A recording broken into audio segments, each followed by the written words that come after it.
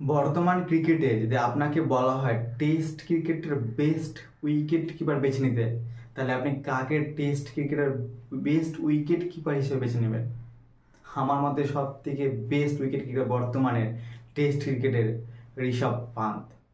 এই ঋষভ পান্ত 2 বছর আগে যেইভাবে টেস্ট ক্রিকেটে ডোমিনেশন করেছেন বা খেলেছেন, তাতে অবশ্যই বর্তমান টাইমের টেস্ট ক্রিকেটের আমি টি-20 বা ওডিআই বলছি না, টেস্ট ক্রিকেটের বেস্ট উইকেট কিপার কিন্তু ঋষভ পান্ত।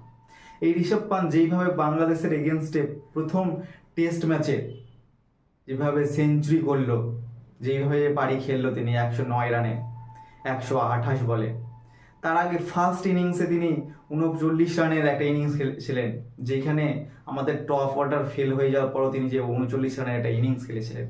তারপরে আবার দ্বিতীয় ইনিংসেও কিন্তু এই টপ অর্ডার ফেল হওয়ার পর তিনি যে 109 রানের ইনিংস খেললেন 128 বলে, যেখানে 4 মেরেছেন 13টি ও 6 মেরেছেন 4টি।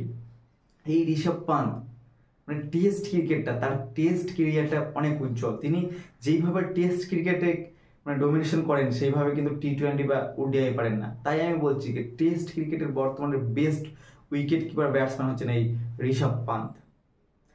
তিনি তার যে টেস্টের যে পুরো কেরিয়ারটা আমি যদি বলি, তো তিনি যে টেস্ট ক্রিকেটে অ্যাকচুয়ালি তিনি 34টা ম্যাচ খেলেছেন, যেখানে তিনি 53টা ইনিংস, 34টা ম্যাচে 53 ইনিংসে ব্যাট করে তিনি 2419 রান সংগ্রহ করেছে। তার হাইয়েস্ট হচ্ছে 159 রান।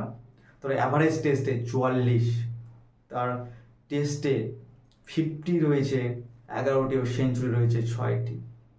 তার যে 44-এর অ্যাভারেজ, এই অ্যাভারেজটা বর্তমান ক্রিকেটের KL রাহুল, শুভমান গিল এরাও মেনটেন করে না। এত ভালো ব্যাটসম্যান এরা যখন ওপেনারে, কিন্তু এই ঋষভ পান্তের 44-এর অ্যাভারেজ টেস্ট ক্রিকেটে মেনটেন করা, এটা কিন্তু চারটিখানি ব্যাপার নয়। তাই আমি বলেছি বর্তমানের বেস্ট উইকেট কিপার হচ্ছে টেস্ট ক্রিকেটের ঋষভ পান্ত। তিনি যেইভাবে 2022 সালে বাংলাদেশের এগেনস্টে টেস্ট ম্যাচ খেলার পর তার যে কার অ্যাক্সিডেন্ট, সেই কার অ্যাক্সিডেন্টের পর সবাই ভেবেছিল কি আর হয়তো সেই ঋষভ পান্তকে টেস্ট ক্রিকেট খেলাতে দেখা যাবে না, সেইভাবে তিনি হয়তো আসলেও খেলতে পারবেন না, কিন্তু তিনি আবার কাম ব্যাক করে দেখালেন। যেই বাংলাদেশকে 93 রান মেরে তিনি যে লাস্ট টেস্ট ক্রিকেট খেলেছিলেন, ও তার যে কার অ্যাক্সিডেন্ট, সেই বাংলাদেশের এগেনস্টে 109 করে সেঞ্চুরি করে আবার দুর্দান্ত কাম ব্যাক করলেন এই ঋষভ পান্ত টেস্ট ক্রিকেটে। তার যদি এই যে 634 দিনের যে তার গ্যাপ টেস্ট ক্রিকেটে, কারণ তিনি এতদিন ইন্টারন্যাশনাল ক্রিকেট খেলেননি তার চোটের কারণে। তারপরে তিনি যেইভাবে তিনি লাস্ট খেলেছেন নভেম্বর মাসের 2022 সালে বাংলাদেশের এগেনস্টে, তারপরে ডিসেম্বরে তার চোট হয়, তারপরেই কিন্তু তিনি আর খেলেননি। তারপরে তিনি যেইভাবে 2024 সালে যে IPL-এ কাম ব্যাক করলো, IPL-এর প্রত্যেকটা ম্যাচ খেললো, তারপরে যে ওয়ার্ল্ড কাপে খেলে এই যে টেস্টে আবার তিনি যে কাম ব্যাক করলেন, দুর্দান্ত কাম ব্যাক।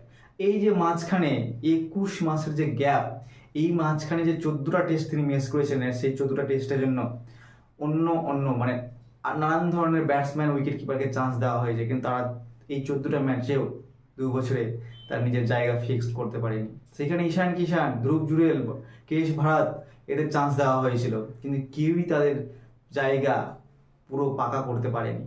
আর এই ঋষভ পান্ত আবার তিনি টেস্ট ক্রিকেটে কাম ব্যাক করলেন দ্য বেস্ট উইকেট কিপার হিসাবে। তার ওডিআই যে অ্যাভারেজ, সেটা কিন্তু 23-এর অ্যাভারেজ, খুব 33-এর অ্যাভারেজ, তার একটা ওডিআই অ্যাভারেজও ভালো নয়, ও টি-20 অ্যাভারেজ 23, তার টি-20 ও ওডিআই অ্যাভারেজ ভালো না থাকলেও কিন্তু তার টেস্ট ক্রিকেট এর অ্যাভারেজ 44, সেটা দুর্দান্ত। তিনি যে আমাদের all of the greatest wicket keeper Mahendra Singh Dhoni, তারও রেকর্ড ভেঙে দিয়েছেন।